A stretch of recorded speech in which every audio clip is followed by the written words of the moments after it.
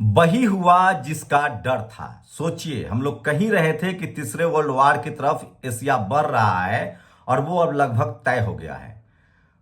कल जिस तरह से इजराइल ने एक राहत कैंप को उड़ा दिया, उसके बाद यमन पहला देश है जिसने ऑफिशियली घोषणा की है, यमन की सेना ने, कि हम सीधे इस युद्ध में शामिल हो रहे हैं। वहीं ईरान ने तय कर लिया है कि उसके एक नेता कासिम सुलेमानी की अमेरिका ने हत्या की थी, उसका बदला लिया जाएगा। मतलब साफ है कि उसने 40,000 सैनिक जो है वो पारस की खाड़ी में है अमेरिका के, और उसने 200 ड्रोन, ईरान ने 200 ड्रोन तैनात कर दिए हैं और 40 जहाज जो है अमेरिका का उस पर निशाना साध रहा है।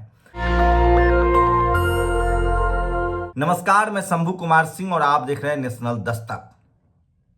बेंजामिन नेतन्याहू की सनकपन और इजराइल की विस्तारवादी नीति फिलिस्तीन पर कब्जा करने की साजिश ने युद्ध की तरफ दुनिया को धकेल दिया है।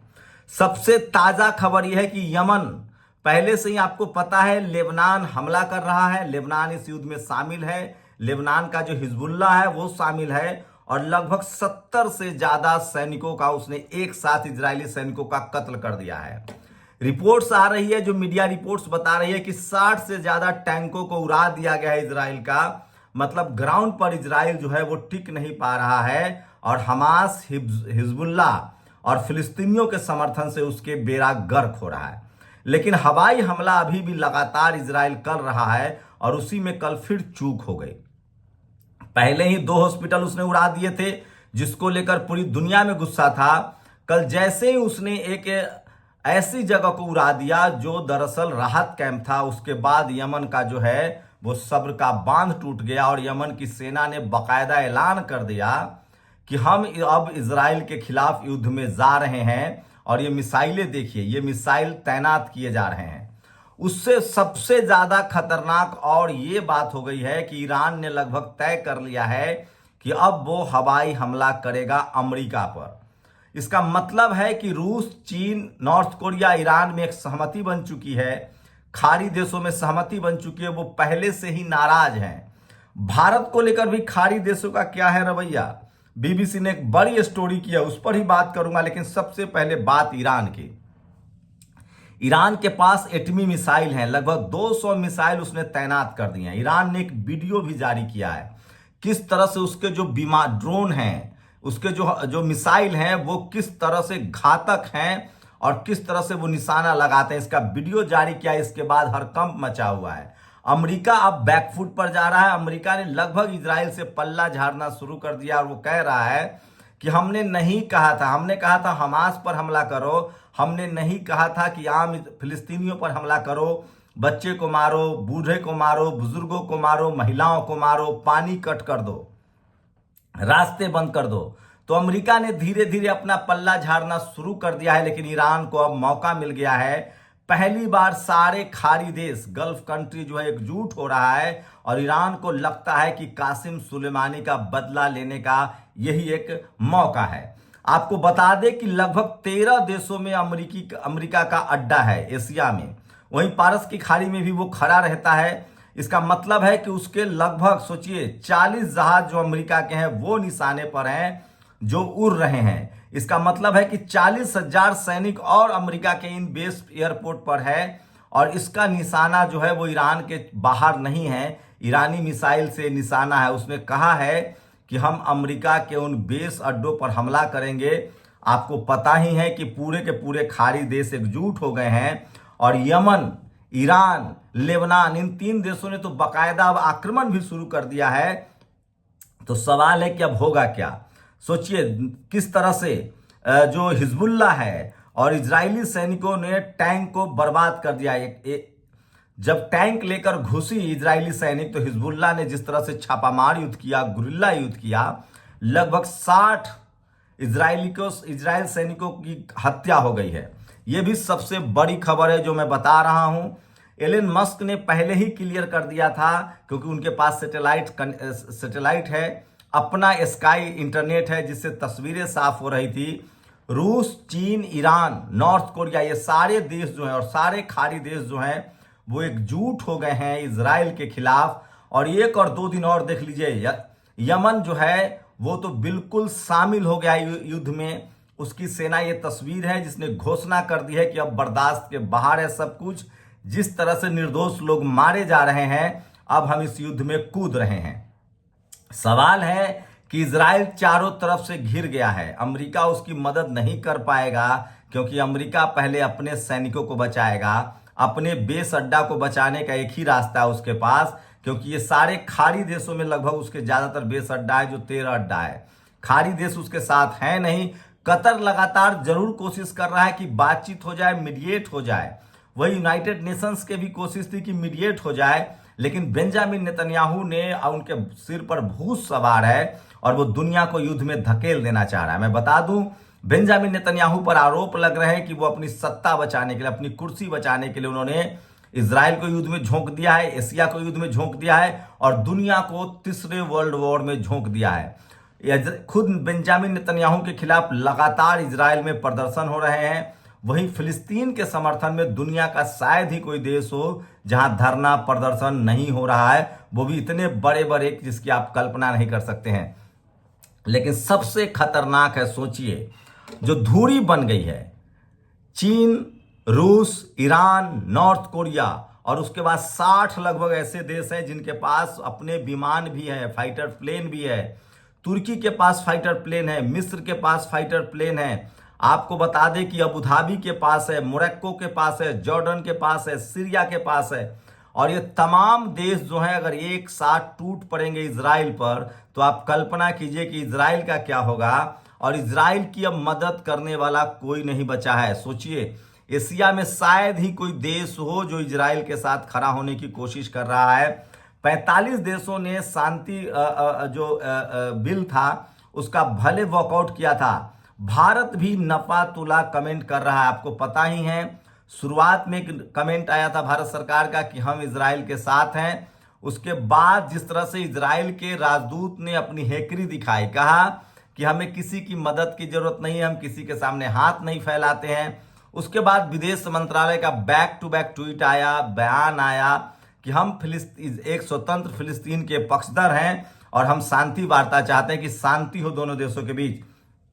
इसके बाद भारत ने राहत भी भेजी थी, पहली खेप भेजी थी। इसका मतलब है कि भारत का जो रास्ता है वो बीच का रास्ता है। यूनाइटेड नेशन में जब वोटिंग हो रही थी तो 120 देशों ने फिलिस्तीन के साथ वोट किया था शांति के पक्ष के लिए कि इजराइल को युद्ध रोकना पड़ेगा। 14 देशों ने इजराइल के पक्ष में वोट दिया था, जिसमें अमेरिका एक बड़ा देश है, बाकी सब ऐसे ही हैं। 45 देशों ने वॉकआउट किया था, जिसमें भारत भी शामिल था। वही बीबीसी की रिपोर्ट की माने तो चाइना इसी ताक में है कि भारत अगर इससे अलग थलग होता है इजराइल के मुद्दे पर, तो वो गल्फ कंट्री के साथ वो फिलिस्तीन को हथियार भी देगा, गल्फ कंट्रीज को हथियार भी बेचेगा।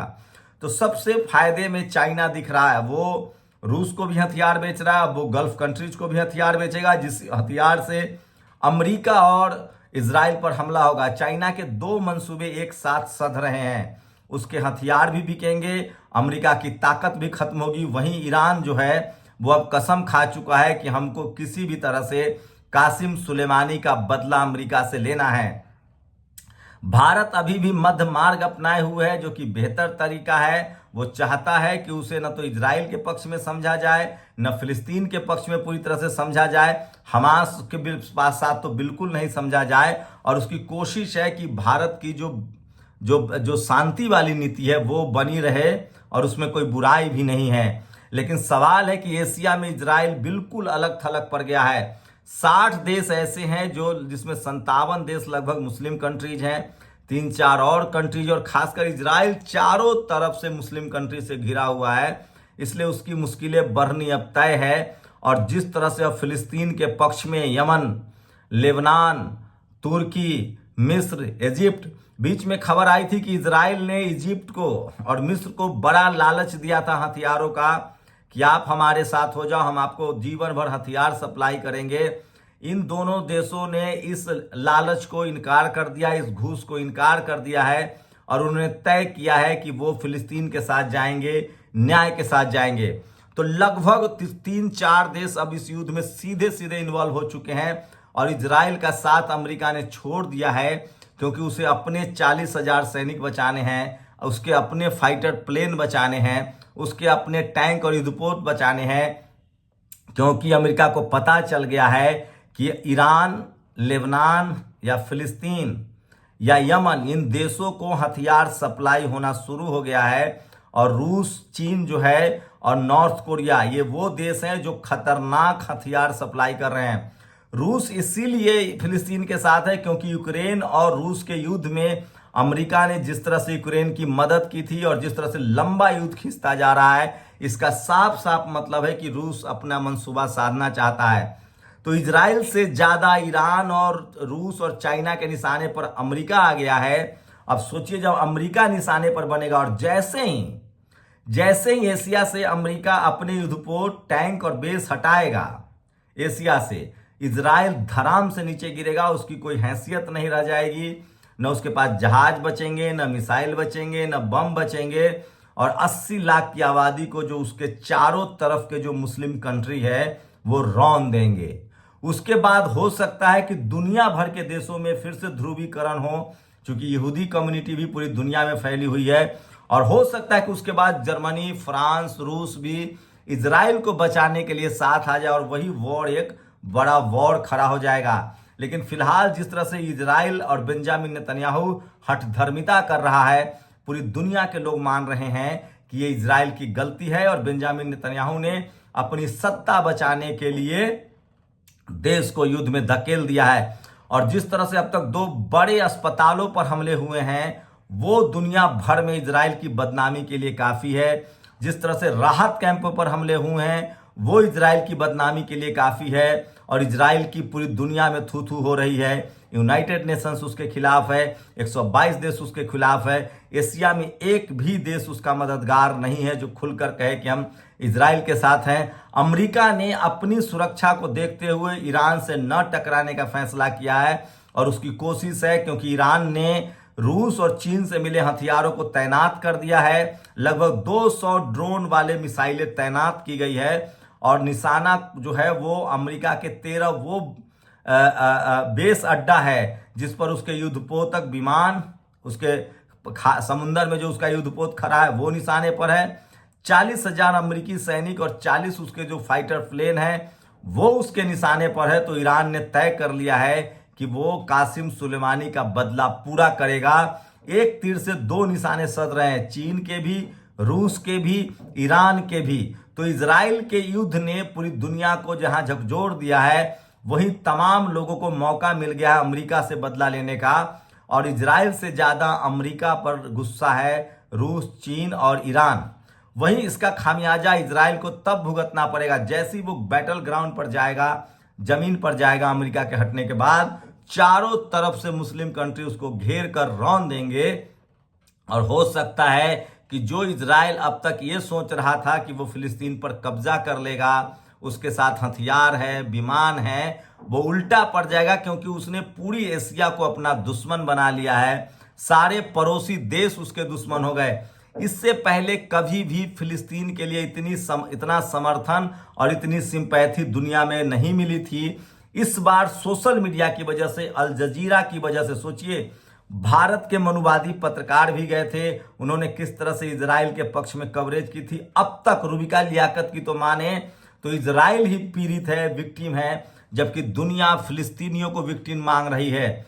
सोचिए 10,000 से ज्यादा फिलिस्तीनियों की मौत हो चुकी है, 50,000 से ज्यादा गर्भवती महिलाएं, पानी नहीं है उनके पास, पानी काट दिया गया, बिजली काट दिया गया, घरों को बम से उड़ा दिया गया। जो भी अत्याचार हो सकता था किया गया। युद्ध के नियमों को भी ताक पर रख के सीधे सीधे पूरे गजा पट्टी को बर्बाद कर दिया गया। और अब वेस्ट बैंक पर भी बम गिराए जा रहे हैं। गजा पट्टी से लोगों को कहा गया कि आपको छोड़ के जाना है, खाली करना है, नहीं तो हम आपको मार देंगे। तो सोचिए 10 लाख लोग गजा पट्टी में रहते थे और यही बात दुनिया को चुभ गई है, और खासकर मुस्लिम कंट्री को। और एशिया की सच्चाई है कि एशिया में सबसे ज्यादा मुस्लिम कंट्री हैं और यही इजराइल की मुसीबत बन गई है। और अब साफ है कि लेबनान का हिजबुल्ला, यमन और उसके बाद ईरान, ये सीधे सीधे फिलिस्तीन के पक्ष में युद्ध में कूद गए हैं और अमेरिका अपनी बचाने में लगा हुआ है और इजराइल अकेल अलग थलग पड़ गया है। ताजा रिपोर्ट है कि उसके टैंक उड़ाए जा रहे हैं। जैसे 60 से ज्यादा इजरायली सैनिकों की हत्या कर दी है लेबनान ने, हिजबुल्लाह ने। ये बड़ी खबर है और यमन इस युद्ध में शामिल हो गया। ये सबसे बड़ी खबर अपडेट दे रहा हूं। जितनी अपडेट होगी क्या हम थर्ड वर्ल्ड वॉर की तरफ बढ़ रहे हैं, ये एलन मस्क ने कहा है। आप लोग अपनी प्रतिक्रिया जरूर दीजिए कि क्या इजराइल ने पूरी दुनिया को युद्ध में धकेल दिया है। शुक्रिया। नेशनल दस्तक की आपसे गुजारिश है कि अगर इसको बचाना चाहते हैं तो नेशनल दस्तक को सब्सक्राइब करने के लिए रेड कलर के सब्सक्राइब बटन को दबाएं, फिर बेल आइकन की घंटी दबाएं। नेशनल दस्तक को बचाने के लिए बहुत जरूरी है कि हर खबर को शेयर करें, लाइक करें, कमेंट जरूर करें।